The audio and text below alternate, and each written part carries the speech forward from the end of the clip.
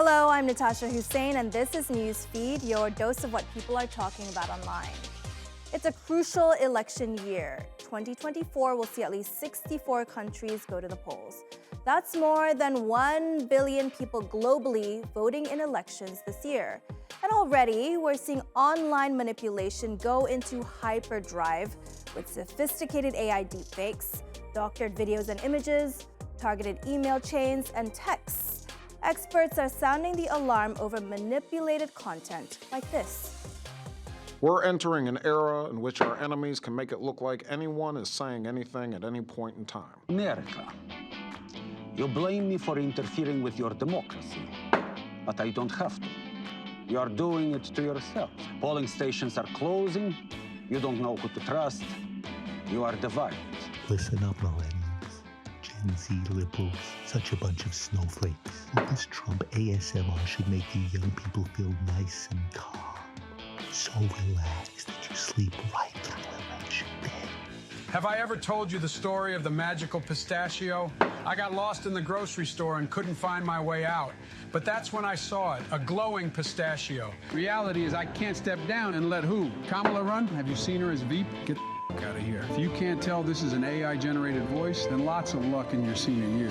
Whatever the that means. Pretty uncanny, huh? Well, to unpack how detrimental AI deepfakes and manipulated images are during this big election year, I spoke to Adam Hadley. He's the founder of Tech Against Terrorism, a UN-backed initiative fighting harmful content online. Now, how dangerous is this deluge of AI-generated content in terms of undermining elections? It's very significant and grave indeed. Certainly without the advent of generative AI, we would be concerned about democracies and the way in which democracies are interacting with social media. But with generative AI, providing sophisticated technology to the fingertips of many billions of people, we are concerned because generative AI makes it very easy to create material, videos, imagery, and text, and to create fake material. Fundamentally, quite a few of the major tech platforms simply aren't set up at present to cope with this deluge. It's also at a very, very scary level nowadays. Now, 10 years ago, there was a Cambridge Analytica scandal. And today, because of algorithms and how pervasive social media is, it's at a level where things created by generative AI can move at a scale and speed never seen before. Yes, the volume of material that can be created is significant, and the speed at which it can be created as well. At Tech Against Terrorism, we largely focus on disrupting the terrorist use of the internet, and unfortunately we're already seeing the adoption of generative AI by designated terrorists in creating magazines, imagery, videos at speed, and in ways in which they're able to respond to audience demand and interaction. So because of the increased speed of creation of material that generative AI provides, that kind of creates a feedback loop that makes it possible for sophisticated actors, nation states, and terrorist organizations to sort of fine-tune the content so that it can be amplified. We're seeing AI now at such a sophisticated level, you can barely tell the difference. I've seen clips of Putin, of Biden, and it really, really looks quite real. They're able to dupe and fool people online and potentially skew elections in a massive way. Well, yes, and this technology isn't just available for university academics and researchers. It's available for anyone to use. And the point that we're stressing here is that it's not just about detecting this material, but also working with those companies developing the technology to ensure that there's a good standard of ethics being applied. Because in many cases, people can use mainstream technology to create material without many guide rails in place. Secondly, what's required more than before is capacity building, ensuring that our citizens are aware of how to check for this material, because within months, and as you were saying, even now, in many cases, it's almost impossible to detect whether something is fake or real. So it has to come down to where is this material being produced and what are the guide rails there. And in terms of the audience, just how skeptical is the audience? How questioning is the audience? Meta decided against removing a fake clip of Biden recently because it didn't violate its manipulated media policies. Now, would you say Meta's policies need some major updating, I think this is a bit problematic. Yeah, there's a fundamental challenge here that if we're saying that fake content is going to become impossible to detect because it's going to become so ubiquitous and the quality of this is going to become so high, I think we have to be careful about the idea that we need to remove all of this material. And certainly, if it's possible for users and the community to label this material, that might be an effective way to kind of crowdsource this, because ultimately I think it's going to be very hard to remove all of this material because it's going to be very difficult to determine whether it's fake or not. So it has to be, I think, focused on the community identifying material and there being measures in place, almost assuming that material is fake in the first place, and then working backwards from there. What we're seeing is that some platforms have devised a policy that bans all forms of fake content, and that's certainly laudable if it's possible to enforce this at scale, which probably within a few months is going to be difficult to do because of the sophistication of technologies used to create this material. Okay, as an ordinary user online, what should they be looking out for in terms of being able to weed out what content is harmful, what is disinformation? Well, it has to be about triangulating with other information sources. Is something credible? Does it back up what we're seeing in legitimate media on the news or in newspapers? So really, it comes down to those critical skills that are increasingly needed from all of us, because we can't believe what we see on the internet. And in terms of that, how much content are we seeing online trying to manipulate the narrative in terms of the Gaza conflict and also upcoming elections? How much of this content is actually created by generative AI tools from what you're seeing? Well, in a sense, the Gaza conflict is the first conflict where generative AI has been a significant part of this. And what we've seen is that a number of major terrorist organizations have been experimenting with the use of generative AI to produce material, posters, magazines, and videos. So we're already beginning to see this. But what we're also seeing is that terrorists are building their own chatbots, are building their own technology to encourage kind of radicalization, and that's of grave concern. Thank you, Adam, so much for this insight today and coming on Newsfeed. Thank you. As I mentioned before, it's a record election year, and this week, Pakistanis vote in a ballot that's seen candidates use and abuse the power of social media. बिस्मिल्लाहिर्रहमानिर्रहीम इय्याका नअबुदु व इय्याका नस्तईन मेरे पाकिस्तानियों सबसे पहले मैं उस तारीखी काविश पर Here's a video generated by AI delivering the words of jailed former Prime Minister Imran Khan.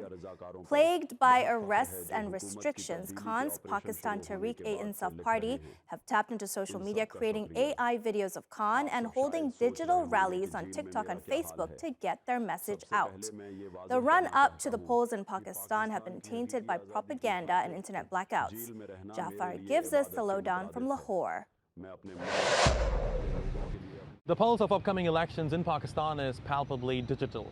This year marks a significant transformation in the way campaigns are conducted, with social media platforms like YouTube, Instagram, X, and Facebook emerging as the primary arenas for political discourse. I think everybody has now realized how biased mainstream media is, be it the newspapers, be it the TV channels.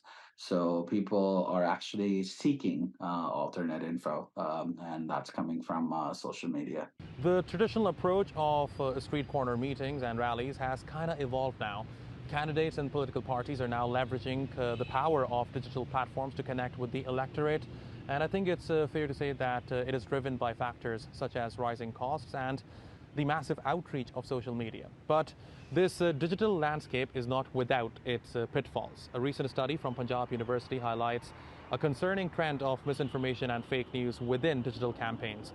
The research says political parties are using sophisticated strategies to blend propaganda and news, making it increasingly difficult for voters to distinguish fact from fiction. Have a listen to what some youngsters here in Lahore told me about the use of digital media in political campaigns. Social media increasingly has been in Pakistan used for political campaigning, but also for a lot of stigmatization. You've seen particular campaigns run on social media that have targeted individuals on a personal level as well, and I think that's where I think social media has to be regulated, because it's been used to make personal attacks on all political figures.